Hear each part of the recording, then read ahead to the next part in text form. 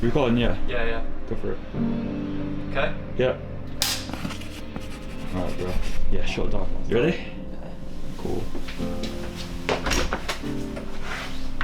It's probably the hardest experience I've experienced in my life. I was so lost in my own thoughts. I was so scared of what I wanted to do, but at the same time, I thought it was the only way out to get away from all the bad thoughts in my head. It was a scary time, if I'm honest with you, to look back now and think that I had intentions of leaving my house and not come back. It's sad to think about, but at the same time, it just shows how important mental health is, that a lot of people struggle with it without people knowing, and it's important to speak out about it and spread the awareness, because it's a massive thing, especially in young people, and it's just so important to talk if you're struggling. And I'm proud that I've overcome it and that now I'm speaking about my story, and hopefully it helps a few people. I remember the exact day when I wanted to end it all. It wasn't pleasant, it was scary. I remember telling my dad that I was going to a mate's house, and that killed me inside, because I lied to him. But at the same time, I thought it was the only way that I could get all the bad thoughts out of my own mind, and it wasn't very nice or pleasant. Till this day, I don't like talking about that part because I lied to my dad, and that could be the last time I spoke to him.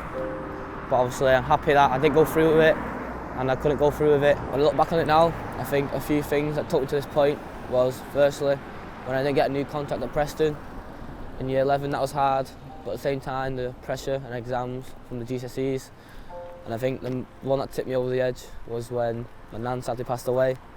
It was hard, and at that point I just wanted all the suffer and pain to go away, and at the time I thought this was the only way out to end it all, because I didn't speak out, I didn't express my emotions, and all the emotions got on top of me, and I just couldn't speak, and it was hard, so I thought this was the only way out. I think the biggest problem that I had was that I didn't express my feelings to anyone, and I used to keep everything to myself, and that's the worst thing I could have done, because I didn't get to speak to anyone about how I felt, because I thought I'd be seen as weird or not normal. I knew that when in reality that, you know, it is normal to express your feelings, and I think it should be more noticed that a lot of people do suffer in silence, and by doing this video hopefully it helps a few people to speak out and express their feelings if they're struggling. I remember walking to the shop and I was just trying to stall, but when I spoke to the people in the shop, I just thought, how are these so happy, and I'm so sad, and I thought I wanted to be happy. But at the same time I thought the only way to be that was to end it all and be at peace. And it was a scary time, if I'm honest with you, because I didn't want to end it, but I thought it was the only way out to get my mind at rest. And it was a scary time, and it wasn't nice, it wasn't pleasant, and I am proud that I did go through it. If you are struggling and you need to speak to someone, but you don't want to speak to someone you know personally, there's so many chat lines that are open 24/7, and it's important that if you are struggling, you can contact them and just express your feelings, because if you do that, so much pressure will come off yourself, and it will help you become a better you. And it won't be a quick process, but it does take time and effort. But if you do speak out and let people know that you're feeling down, they can help you and become the person that you want to be again. I remember walking past St Mary's, which is a school at the time, and when I look back on it, I remember how physically sick I felt, because I felt like someone was punching me in the stomach, because I remember all the good memories that I made there. I remember all the good friends and good people that I met there, and it killed me inside, thinking, you know, I might not ever see them again. And it was that hard that I had to just put my head down, and I just had to keep walking to get to the place where I wanted to go, just so I could leave all the bad thoughts behind. And it was one of the hardest parts of the walk that I did, because I grew up there. I've grown up there for the last 5 years, and I appreciate the school a lot, because they helped me a lot with what I went through, because they were one of the main people and main parties that helped me get through it all.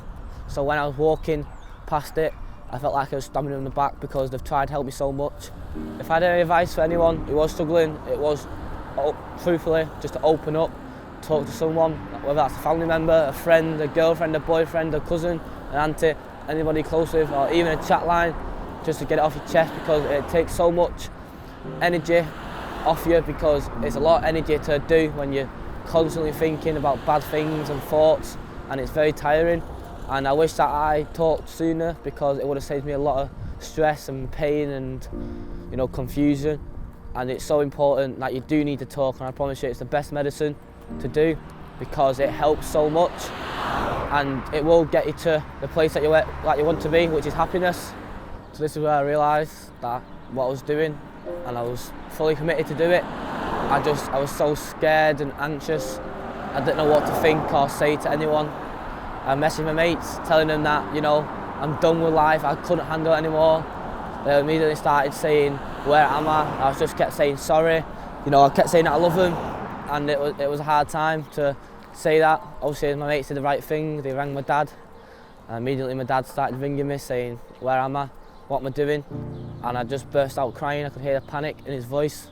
I could hear him driving, obviously coming to look for me, and I just didn't know what to say to him. And after him asking me so much, saying, where am I? I finally just broke and cried and told him. I went, I'm here, I'm here, and I don't know what to do or say. So many thoughts were going through my head, and I was so worried of what he'd think of me.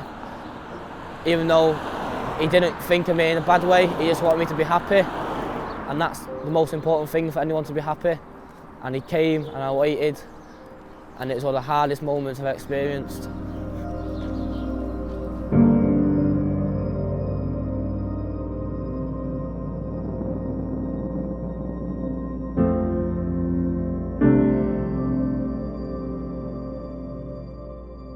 I ended the phone call with my dad, and I just started crying. I was so worried and scared of what he was going to think and what other people were going to think, what my mates were going to think. In the long run, obviously, they just wanted me to be happy. I remember two strangers walking past, and I stopped and asked me if I was okay. And immediately I put a brave face on, saying, yeah, I'm fine, don't worry about it. I was waiting for my dad. And that just shows that how people can hide their true feelings, and how it's important to ask people if they're okay every now and then, just to check up on them. Finally, about 5 minutes later, my dad got here, and I just burst out crying. I'll be honest, I was just crying, and I couldn't stop.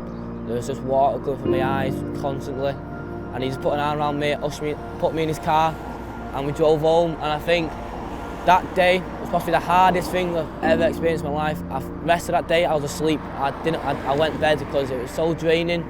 All the thoughts that were going through my head, I just couldn't handle it. But that's when my life turned around, and I realised that I do need to talk, I do need to speak to people, and that's when everything changed. I started opening up, and after a long time of suffering, I slowly got better. Don't get me wrong, I had my good days, I had my bad days, but slowly my bad days started getting less and my good days started getting more, and now I'm happy as ever. I've got a good life ahead of me, hopefully, and I can't see what the future brings.